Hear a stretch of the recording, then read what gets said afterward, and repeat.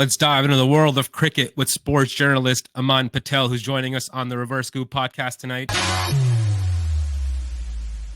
Aaman, welcome on the show, brother. How are you doing? Thank you so much for joining me tonight. Thank you so much for having me, Nabil. I'm doing good. I got to play my first cricket game of the season earlier today, and so it feels kind of fitting to be doing one of these too, being back where I normally am. So no, I'm happy to be on, man. It's been a long time in the making. We have Nihal join us too just now. So Nihal, our second host for this podcast, and we're inviting on Aaman tonight. And Nihal, thank you for joining me, man. But first, Aaman, I want to talk to you, man, about your initial start to the sports journalism, right? I mean, how did you get into it? How did your passion begin from an early stage? And how did you essentially start your journey towards sports journalism? Yeah, it started from young. I can't lie. My dad and I always watched sports. We were watching an NFL game, and I heard the people talking, heard Jim Nance and Al Michaels going back, going at it, and I said that'd be the coolest thing in the world to do. So that's kind of where it all started, and then I just kind of became a sports junkie, and I've always just wanted to do this. I've never really been good at anything else, for better and for worse. This is kind of the path that was chosen for me, I guess. It was your passion right from the beginning, and you're a young guy. You're still getting your feet wet into the commentary scene, and you did some World Cup commentary this year, did some Major League commentary, crossing those hurdles, man, one piece at a time, right? So how's that been, like, achieving just one level after the other and just climbing up the ladder? It's been really cool. I think I kind of I got very lucky for me when I started this. Just kind of all seemed to kind of flow from one stage to the next, whether that was, doing some local stuff, then the exhibition of minor league, then minor league's first year into doing the finals and, the second year of minor league to major league, and then the World Cup this year and doing comms in major league this year. I've been very fortunate, with how things have kind of laid out, and it's been cool to learn at every stage, whether that's doing things locally, doing things with USA. Every person that you work with has a way they do things, and there's different ways that games are produced, and you learn just more and more as you do it. So it's been cool to kind of get all this information. I'm the kind of person who's always like to get every piece of information, and then I'll sort the information I want as it goes. But it's been cool to kind of get all that, and just I try to be like a sponge in there. Whenever someone's trying to explain something, I just want to soak it up. I've been very grateful for what my journey's been so far. I'm so glad to hear. We got a youngster here in Nihal. He's one of our under 19 players from our club. He wants to, obviously, and there's other kids, that are interested in obviously learning about that journey, right? And you're like a role model within that space where you kind of led kids, you've given them a path. Some words for the youngsters. And Nihal, if you have any questions, feel free to open up, man. We're having an open conversation. I'll just add that you've always been like a role model in sports journalism. I listened to you on the Emerging Cricket podcast and US Cricket Daily. You recently came on US Cricket Daily, and the analysis that you provide, like seeing it from the game, is much more, what's the word? You can see the game better than from others who can see it outside. Talk to us more about that, about being in the commentary box versus being an outsider, and like the level of like knowing the game. Yeah, y'all are gonna make me blush. Y'all are too kind. It feels like I'm a little too young to be looked at as a role model or anything like that. And I was more people want to do this. I remember when I started, some people who paved the way for me were Andrew Leonard and Peter Della Penna, who had been following the U.S. cricket scene for a long time. And being in the combox, it does provide Nihal a little bit of you get a lot of opportunities to talk about the game, right? And we all talk about the game anyway. And I think that's kind of the number one thing I try to remember is that all right, what would I be doing if I wasn't calling this game? I'd be talking to my friend about the game. So that's how I treat calling the game. It's just, we're out there, we're having a conversation, we're talking sports, make it fun, make it lively. And then I'll be honest, I didn't know the ins and outs of cricket when I started. I've kind of just been picking it up as I go. I try to fake the confidence and whatnot. And then when, I get to talk to someone like Dane Pete or Obis Pinar, or just anybody who's willing to like talk to me about what they're going through, I'll ask them, hey, what are you seeing here? What are you doing here? Even Andrew Leonard, he's in Ireland and he's seen so much cricket. Nikhil Chandani, even though he's just a year older than I am, I can learn so much from him. So there's always something you can learn from the person sitting around you, and just looking to pick things up, being eager to want to soak up those things. Because to be honest, I didn't start out knowing a whole bunch about the ins and outs of cricket. I knew the basics. You just the more you are willing to put yourself in positions to learn, the more you're going to learn. So that'd be the number one thing. Just, we don't know everything in the John box. If we did, we'd be in the middle playing. But we try to pick things up as we go. So, Aman, we already know about your experience in the local cricket league, starting from the University of North Carolina, and we also know about your journey, like starting from the University of North Carolina, Chapel Hill, and also going to explore those minor league and then major league and then T20 World Cup. Let's talk about first of all that transition and how is it like because as you know, like going from step to step, the expectation sort of gets higher. So how did you meet that expectation? Yeah, I think it's just coming for me. The confidence I have when I'm out there comes from being prepared. I don't change my process. My process has always been to just know everything, try to know everything about every player. And so whether that is in minor league where I would sit there and do scouting reports on people that like literally no one has heard their name before, try to call around, ask what, and then in major league it gets almost got easier to do research, to be honest with you, because these are some big name guys and these are guys who've played a lot of cricket, whether that's domestically or internationally. So for me it comes from just wanting to be prepared, and I find when I am prepared and I know the information, then it's just about going out there and making it entertaining. And so that part I feel pretty good about. For me, the biggest challenge has always been getting ready, being prepared for it. But I love that process. And so loving that process, I think, has helped me, whether it's been in minor league, major league, USA cricket, wanting to know what these players do, who they are, and trying to. One of the best piece of advice that I ever got was when you're out there, you want to be value add. That's your part. They can see what's happening to the audience, but you have to add value to what they see. And so the way I've been able to do that was through the research and being prepared, knowing those players. For the major league, who were you rooting for, Aman, by the way? I wanted to kind of get your, opinion there. I wasn't sure which team were you a fan of or if you had a team. No, I stay neutral. I rooted for all the Yeah. domestics on all the teams. Washington's probably geographically the closest to us, so I was a big fan of that. And then obviously I love Andre Carlson Sara. They're just so great. And then last season they had Dane Pete and Obis Pinar, who played in Morrisville. So it was like there's a lot of reasons to root for Washington's success. So if we're pulling hairs here, I think Washington probably just geographically and the whole nine. But as long as the domestics are doing well, I think I'm pretty happy with what Major League is. Oh, that's awesome, man. I mean, yeah, we'd love to see more, domestic talent get into playing with some of these big stars, and the big names that are coming consistently. Every year we see better and better players. Sure, next year is going to be even better. USA is qualified for the next T20 World Cup, obviously. So there's a lot of good things that are about to happen. So how do you see, that particular growth envisioning for us, through Major League, through the system here? Do you see it, kind of taking to, going to skyrocket, or do you see like other hurdles that could potentially hurt the process right now where we are going with it? I think there's obviously hurdles, right? Infrastructure, I think, is our biggest hurdle at the moment. But you have some really smart people going out there and trying to tackle that hurdle. But I do think the success that we had in the World Cup was such, kind of just, it expedited the whole system, I think. I think it gave us maybe a 10-year, maybe a 15-year plan, cut it down to a 10-year plan. Do I think we were close to the pinnacle yet? No. And I think that's the beautiful part about it. I think there's still a long way to grow, but we still have such a high standard as it is already. So I think infrastructure is our next biggest hurdle. I think the players are still plenty good. We got a lot of good young talent coming up through the pipeline, and we saw it on display in Major League Cricket with the guy like Sanjay Krishnamurthy playing really well. Oli Sheikh getting games and Ayan Desai getting games and things like that. So there's a lot of good young talent coming through. So I'm not worried about that front. I think as long as minor league's still around, still kicking, giving these opportunities to young guys to play against some of the best in the business here in the States, the talent pool will only get better. Yeah, there's going to be challenges. There's going to be conflicts of interest with certain people, and some people thinking they should go in this direction or that direction. And I know the next hurdle on everyone's mind is infrastructure, but I see this thing, again, I think probably a 10-year plan the way it's panning out right now. It's a bright 10 years, I think. I mean, the pathways just got to get clear. It's still for a local player, that path is not fully developed. It's not there as compared to baseball. In cricket, it's very different systems, very just different setups, right? Because the organizations that control the minor league, they have their entire farm system that feeds into their major leagues.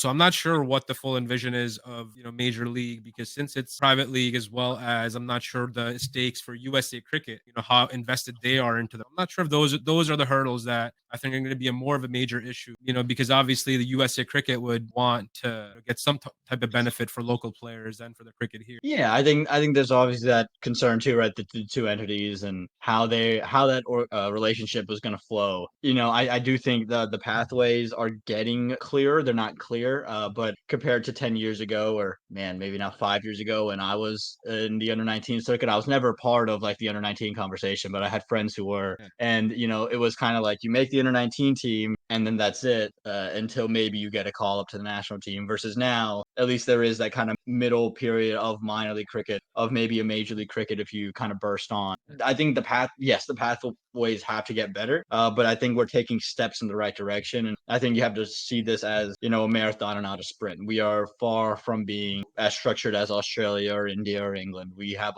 a ways to go, but I think the right entities are in place. I just think, it's all about fostering relationships between USA Cricket, MLC, and then continuing to create those pathways, whether that is specifically USA pathways or minor league pathways, or maybe find a way for those two things to converge and be one, coherent unit as to a way to kind of be on that USA circuit. There has to be some type of mutual benefit, right? So they have to find that common ground, as you said, where they can benefit mutually and grow together. So that's where I'm seeing the issues there. And Nihal, you want to add something there, man? I know you probably got some thoughts on this too. Sort of talk about like the training that you have developed over these local leagues, sort of the advice that you've learned, and of course, and also talk about like role the Hussman School of Journalism played at the UNC at Chapel Hill, because I'm sure that like they might have taught some aspects that were sort of different from what cricket needed, and also similar to what cricket needed. So talk about that a little. Yeah, I think that, number one thing is that you've never done too much to learn. There's always something more you can learn. There's a producer who does something a certain way. There's a way that certain things are done, and there's always more to learn. And I think that's the biggest thing to keep in mind. You haven't really made it, quote unquote. There's always something to learn. I think that's always been something in my head and something I always try to keep forward. And I think honestly, some of the best advice is just kind of the stock standard stuff. Is just be a genuine human being. It makes yourself way more interesting to an audience. I think we can all tell when someone's trying to be phony or you can tell when someone really doesn't know what they're speaking of. And so if you can be genuine and be kind of yourself and develop your personality, I mean, that just comes through experience, right? And so the more you do it, the more you feel comfortable in yourself. And, those are things that I've learned through experience and through people telling me. And then you mentioned being at UNC Chapel Hill and the Hussman School of Journalism. I got to see broadcasts from a lot of different lenses. I got to see it in front of the camera, and then I got behind the camera and I started working in control rooms and being directing and producing, running replays for live sporting events, things like that. And so you get to kind of see it from a whole new lens. And for me, that was really important. I always felt like if I can get as many things under my belt, I become way more attractive as an individual of someone to hire. But I also feel like I can understand how to do things and how things work. I can understand the flow of a replay sequence. So, even if it's a basketball replay sequence,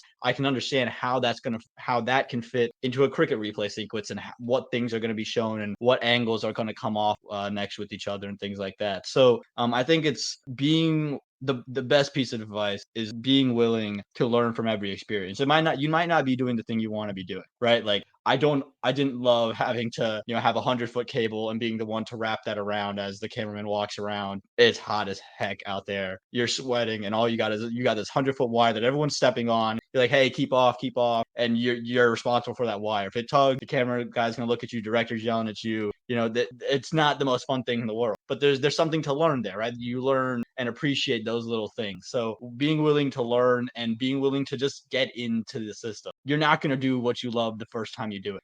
When I went down, this was, I think, 2018. It was a girls' cricket league in Florida, kind of the second time they'd ever done it. Brian Walters was calling the games, and I wanted to get on side next to Brian Walters, but they already had someone who knew how to do it, so they had them there. I sat there and scored next to Brian Walters the whole time. But I got to experience Brian Walters doing his thing, and I got to be around him. So don't be afraid to do a different role. Be willing to learn how that role is going to help you, and learn from the people that are doing the things you want to do. So I think that those are the best things. And honestly, you mentioned UNC. That was the best thing I got out of it.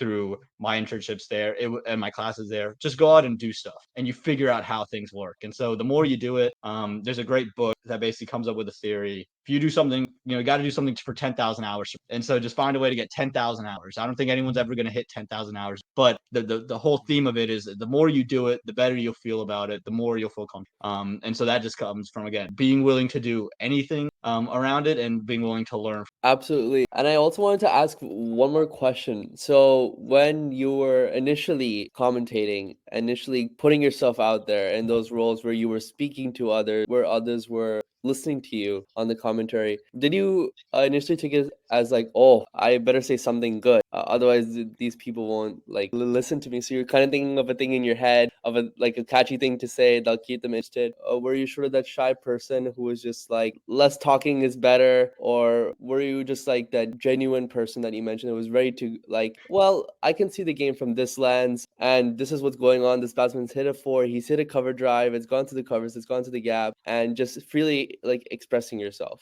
I don't think anyone starts out as that genuine individual that you mentioned. That again, that comes from just having done it. And I don't think I've perfected it to by any degree. I listen to myself and like, dang, I can't believe anyone lets me on these commentary gigs, to be honest, sometimes. But I think the biggest thing for me, I've listened back to some of the first stuff I ever did. And I remember it was just like, you know how cricket's supposed to sound. You know how broadcast is supposed to sound. So you try to emulate that, right? You try to emulate the bare bones of, hey, batter just hit a 6 over cow corner, bowler bowled it, too full on his legs. That's way too easy. Things like that. And then the more you do it, the more you understand, okay, I don't need the audience saw him hit the 6. I can talk about more so the power or the length or how big that 6 was. You can you can then get into your bag of what sounds good to you, right? What do you like to listen to? And a lot of it is, what do I like to hear? I don't want to be that person. I don't want to copy that individual, but how can I implement that into what I do? And then listening to yourself back. That sounded good. That didn't sound good. I never go into any situation with this kind of line in my head. It's kind of, I don't think, and I'm sure people do, but for me, the less I have in my head, the better. When I'm just going out there and I'm speaking, I feel like that's when I do my best stuff. Outside of the microphone world, I'm a pretty shy individual. I'm not going, I think there are a lot of people who were surprised when I chose this line of work, because I wasn't the guy who was very outspoken and wants to go up and meet everybody. I've had to really push myself to do those things. I think you have to just kind of create your own persona, be confident in what you do. And again, just the more you do it, the more you'll feel that confidence. And so the way I started was literally a phone, talking into the phone that was shooting the pitch on a Facebook Live that was sitting on a tripod. So it's like the humblest of beginning in terms of broadcast, and you're just doing bare bones. And then the more you listen to yourself, the more you listen to what cricket sounds like, the more you say, okay, I can do this instead of what I've been doing. And you just keep adding, and that's, I think, how you get better and how you continue to move up. You just got to put in the reps, right? You put in the reps and you get through it. So Aaman, talk to me a little bit about, obviously the social media influence and following now, right? You're starting to grow. Your brand is starting to grow. People know you as the sports broadcaster in cricket. You're a young guy. You're working, doing your podcast. So what's next for Aaman to go to the next, right? Like what's the next aspiration, or what are we looking to achieve within the next 5 years? Obviously T20 World Cup, it's probably something you've already done and not, kind of checked off that list. So what's next? What else is there for Aaman Patel to achieve, since you're so young, and still getting through? I'm not even sure if you've graduated college yet, right? You're still in junior, I believe. I graduated in May. I got that one. I got that one checked in May. All right, so it's been a couple crazy months, man. So what is it looking like for you full time now? Then you're out of school, and what's the the future looking like? Yeah, I want to give myself a shot at doing this. I think there's a lot of boxes still left to be checked. I was part of the World Cup from the sports press side of it this past year. I want to get into the commentary box and do proper broadcast comms at some point. I want to extend my bounds from beyond just the borders of the US of A. Try to branch out into different leagues. And how we're going to do it, we're going to get reps, we're going to send out tape, we're going to just try to continue to get better. I think for me, graduating college was kind of the big thing for me for a long time, and I got through it, and now I'm here doing this, and I feel very fortunate to be able to do exactly what I wanted to do. I had kind of this crossroads almost right, a month or so before I graduated college of, I had a couple of job offers, from local news organizations, but if I took those, then I couldn't do the cricket stuff. And I said, well, where do I go? And I said, I'm gonna give myself a chance to do this. I'm just 21. So I feel like I have this. At that time I was 20, so I felt like I had, enough of an opportunity to go out there and chase it. But there's a lot of things I still want to do. Again, the World Cup you talked about, going to different T20 leagues would be really cool. South Africa, CPL, one day, the PSL, maybe the one day in the IPL. Just, I want to branch out, and I haven't done a lot of traveling in my life, and I always said I want to travel later, and maybe just traveling for work would be pretty cool. We'll see what happens, but I'm incredibly grateful for what I have now, and just looking to continue to try to grow. Good luck, man, with your immediate plans, and I'm sure the people who chase their dreams, man, there's only win or you learn, right? That's what I've always tried to put in my head. One time something doesn't work out, you start all over again, man. But this time you're gonna start with experience, so that experience backing you is gonna push you through the next time. And it's like a muscle, man. Once you tear the muscle, it comes back stronger, right? So 100%, man. There's no losing. Like I didn't get to do comms for Major League in season 1. I got an opportunity to be part of Sports Press, and I said, all right, we're gonna learn from this, and we're gonna try to take the next jump. That's always what I've always thought. All right, we didn't get what we wanted, but we're here. What can we do to get to where we want to go? So it's just learning, taking everything from every experience, trying to get any experience I can, and just keep moving up. Yeah, and we also know that cricket broadcasting is a huge network in the US. As you know, there's like 200K people following cricket in the US, and everybody seems really invested in their local leagues. Everybody seems ready to make those sacrifices, especially from the Asian background. Every parent seems willing to put their kid out there. I just think that this sort of network has a lot of possibility, and you have already put yourself in it, and I hope that you'll continue to rise from here. Thank you so much. I appreciate that a lot, man. Thank you. Great choice of words, Nihal. I love the way you use, man, the networking and the community here, because I've seen the cricket grow from a grassroots level. I'm sure Aaman has seen going with that to the cricket fields, from an early on age here. So US cricket fans, USA cricket fans, you guys let us know in the comments, what you guys think, and make sure to, smash that like, subscribe to the channel. It's the first time Aaman's been on the Reverse Scoop pod with us. He's gonna hopefully come back in the future. We haven't scared him off yet. Let's get into a quick rapid fire round. First question I want to ask, Nihal actually, a couple of hooks we were working on. And the first hook he came up with was, who is the Aaron Judge of cricket? What would you say, Aaman? I would like to start there. Aaron Judge of cricket. Dre Russ, I think, hits the ball the longest, right? I think that when I think of Aaron Judge, I just think big, strong, and wax it a mile. I think Dre Russ is right up there with that. Favorite cricketer? Favorite cricketer. Wow. I was a big Hardik Pandya fan as a kid, trying to be an all-rounder, pace bowling all-rounder. So I loved watching him as a kid. And so, yeah, I think I'd still give it to Hardik Pandya. And here's the twist. Favorite cricket commentator? Favorite cricket commentator. There's a lot of people that I look up to. I won't say Andrew Leonard because that'll embarrass him, but I'll say I really like Nasser Hussain. I'm a big fan of what he does out in England. I think he puts the game in such a really good context, and I like the way he explains things. Favorite cricket stadium? Favorite cricket stadium? Church Street Park. No, I that's the local one, right? To be honest, I haven't been to a lot of them. I'll say the Kensington Oval because that's the first one outside the United States I've been to. Grand Prairie is a close second, but I think there's the history of being at the Kensington Oval where Gary Silvers is king. It's just pretty cool. Favorite cricket format? Test, ODI, or T20? I still love Test cricket. I as a bowler, I love watching, a guy like Pat Cummins come into bowl and like watching how they toy around with it. And I think there's a lot to learn mentally about the game. And I've always been a guy who likes to learn the mental side of it. So I think Test cricket for me, but I love all cricket. I'll take as much cricket as we can get. We'll take. But who is the Pati Rana of baseball? Pati Rana of baseball. Ooh, like a guy like Chad Bradford. Chad Bradford, yeah. Yeah, from the Rays, right? He had a pretty low action. I feel like that's the way you kind of describe it. Yeah, I guess I go with the Chad Bradford. Yeah. And the only reason I know about Chad Bradford is that I watched Moneyball 3 times. But yeah. yeah, it's a good movie. That's the only reason I know about it too. I'll be honest, I'm not the biggest baseball buff in the world, but yeah, no, Chad Bradford comes to mind. Dream commentary team to work. Dream commentary team to work with. Man, there's so many on that list. Working with a guy like Harsha Bhogle, a non-cricketer, would be really cool. Nasser Hussain, my favorite, and then we'll top it all off with Andrew Leonard on top of it. Just give some Irish Irish stuff in there. Yeah, I think that I don't know how many fits on a team, but we'll throw in those 4. Favorite cricketing nation you love to watch? Favorite cricket, the USA. I love watching USA cricket.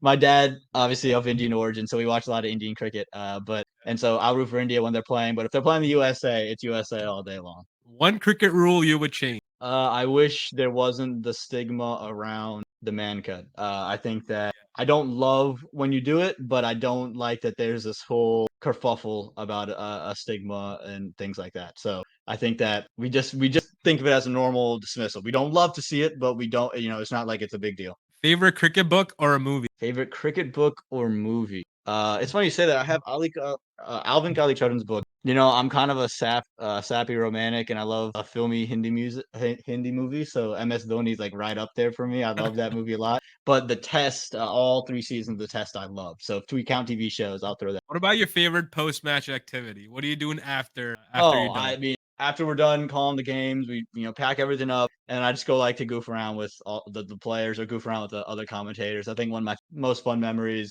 was the last day in Morrisville of Major League. That night we went back to the hotel that all the commentators were staying at. So I live here in Morrisville, so I was at home. I drove over there, and it was some of the most fun that I've had in a long time. So that was really cool.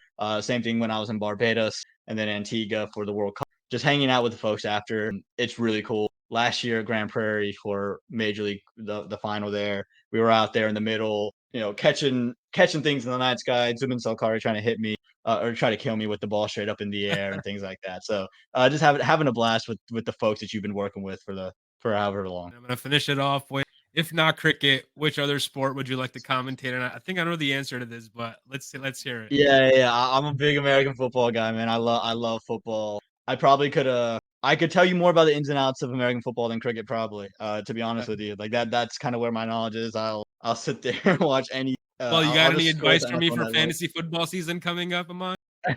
Do see, I'm so bad at fantasy. That's the problem because like I always think draft Jordan Love. He was my. I remember in 2020 when they got drafted. I said Jordan Love is going to be the best quarterback of the bunch. So we'll see if that stands true. We're in a good spot. Yeah, no, I think American football is just so cool, and like all my first idols, Jim Nantz, Al Michaels, they kind of come from that football background. I love listening to their voices and how they dictate the game. And I just love how conversational football is. When Tony Romo was going on his whole bit of like predicting every play and he'd break it down, he's like, if it's man to man, they're going to chip on the ends and then he's going to run the slant if the safety comes down. It's like, well, this is brilliant. That's the kind of things I love. So That's awesome. awesome. I love the nerdy stuff you can get into with American football. Aaman, thank you so much for your views tonight, man. Thank you so much for joining us. Fans, let us know in the comments what you guys have thought so far of this conversation. Make sure to check out the Reverse Scoop shop where you can support youth cricket development at the grassroots level, where we, partner with New Milford Cricket Club, support that nonprofit development engagement. So definitely check out the shop. You guys will find some merch there. Nihal, any last words you want to finish off with? Aaman, any last words? So Aaman, I'll just add one quick thing,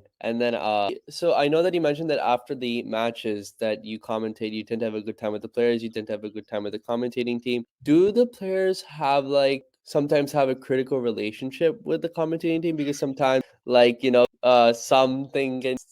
that the commentator says can come off as a little bit wacko to the player, So talk to us more about that. Yeah, that's funny that you mentioned that. Yeah, absolutely. And I've had players come up and ask me about some things I said. And I think the main thing is that player has respect for me and I have respect for that player, right? We're both coming from a place of just wanting to understand things. And so, he'll tell me, he'll complain about something I said and I'll say, here's why I said, and then, we can talk about whether it's true or not, why I said it. But I think at the end of the day, they all know that I have nothing but the best wishes for them, nothing but the utmost respect for them. And I think that's the very key thing. And they have, most of them have some respect for me, or at least show that they have respect for me. And so, I think it's a very healthy relationship that way. And it can't hurt, right? The players are going to hear, they're going to listen. And so they know what they're trying to do too. So you also can learn from that situation. So yeah, absolutely. There's, haven't had any of those screaming matches that we've seen maybe on TV, but definitely some of those interactions like, really? Did you believe this? Why did you say this? And I was like, well, you were doing these 3 things. So this is kind of what